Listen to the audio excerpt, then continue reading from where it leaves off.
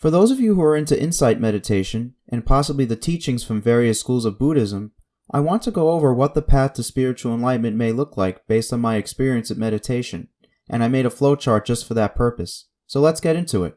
A survey done by Scientific American of visitors to its website found that 59% of responders believe in the existence of free will.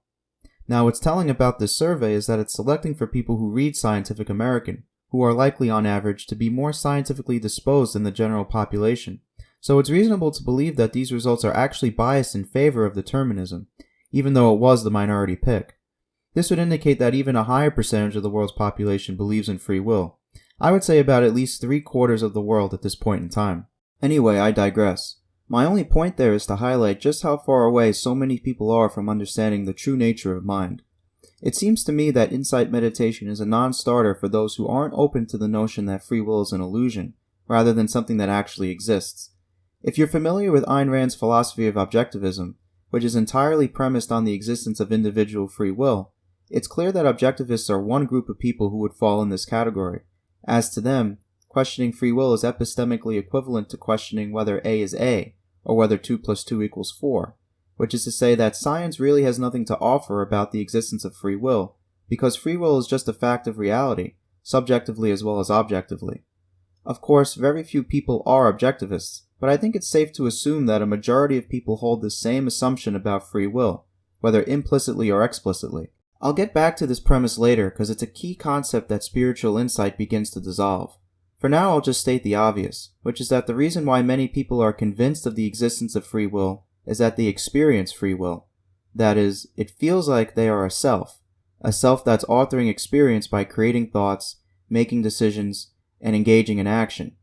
This is a key link between free will and the self, which I present on this flowchart as a dual concept. As such, I may use these terms interchangeably throughout the video, so just know that they're in many ways two sides of the same coin, which is something that you may already understand implicitly from the practice. Ironically, one of the first takeaways of insight meditation is to simply notice that free will is a part of experience, as is the sense of self. That is, it feels like something to be a separate self that has agency in an outside world, and this is where we begin the path towards spiritual enlightenment, as shown on the chart. The good news for people who are skeptical about the concept of selflessness is that there are strong scientific arguments out there that challenge the actual existence of a separate self camping out somewhere in the brain. I'll link to some in the description if you want to learn more about them, but for now I'll just say that it's possible to logically, as well as scientifically, buy into the philosophy of non-dualism without having experienced the sense of self vanishing, and I think it's safe to say that a majority of those who don't believe in the existence of free will still fall in this camp. But of course, the journey of insight meditation is one of chipping away at the self by noticing the sense of self in experience. Sam Harris's Waking Up app is tailored around this spiritual journey, and his guided meditations are, in my opinion, indispensable tools in this endeavor. You can find it in the App Store or Google Play if you're interested. Harris also coined a phrase that represents the next realization toward enlightenment, which is that the illusion of free will is itself an illusion. Now, this may sound like a sophomoric attempt at poetry, but it's really quite accurate. What Harris is saying here is that it's possible not only to understand conceptually that there's no free will, but also to feel that there's no free will as a matter of experience. And this is when the practice really begins to bear fruit, because the experience of free will is a powerful indicator of the sense of self. And this, I think, is the best argument one can make for a non-dualistic worldview. Granted, of course, that one can experience the sense of self that comes and goes on its own accord, rather than being a permanent fixture in one's mind. And I think this is a fair move, because remember, the chief argument for the existence of free will and a metaphysical self is that they are innately parts of experience, and therefore inescapable parts of reality. Well, this simply isn't true, as pure mindfulness so gracefully uncovers for many. And insights we glean purely vis-a-vis experience resonate with us on a far deeper level than the latest breakthroughs in our scientific understanding of the brain ever could. This is why the existence of self is as obvious to those who experience a self as the non-existence of self is obvious to those who experience selflessness. But the journey doesn't end at eradicating our experience of free will. Even without a sense of agency, we can still feel as though we are located somewhere in space, and we can still feel identified with our thoughts.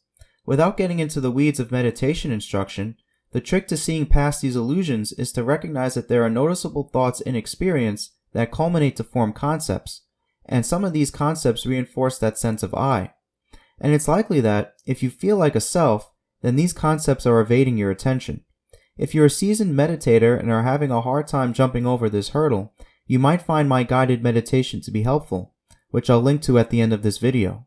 For now, I'll just say that the main thing to realize is, that which notices a self cannot be a self, because an actual self that transcends conscious experience, such as to author it and control it, can't be noticed as a mere part of experience. And the key is to pay close enough attention to the sense of self, such as to dissect it and rob it of its conceptual meaning, thereby witnessing it disappear altogether. What's left is the feeling of true and complete emptiness, which is something that conceptually is as difficult to explain and understand as the emptiness of outer space. Yet this is the essence of spiritual enlightenment. If you feel hopelessly adrift from being able to recognize that which is already true, don't be discouraged. The practice of mindfulness is incredibly beneficial to the human brain, as science is beginning to uncover, and this is true irrespective of any insights you may or may not have gleaned from meditation, though these insights certainly elevate one's spiritual well-being. For most of you, your brains have been wired for decades to reinforce your egos, so you shouldn't expect your sense of self to vanish that quickly. If one is really lucky, enlightenment may only take 10 minutes to experience, but it could also take 10 years, or any amount of time in between. Regardless, everybody should be taking some amount of time out of their busy days to meditate, even if for only a few minutes, as nothing beats the feeling of being fully in tune with the present moment. Happy meditating, everyone.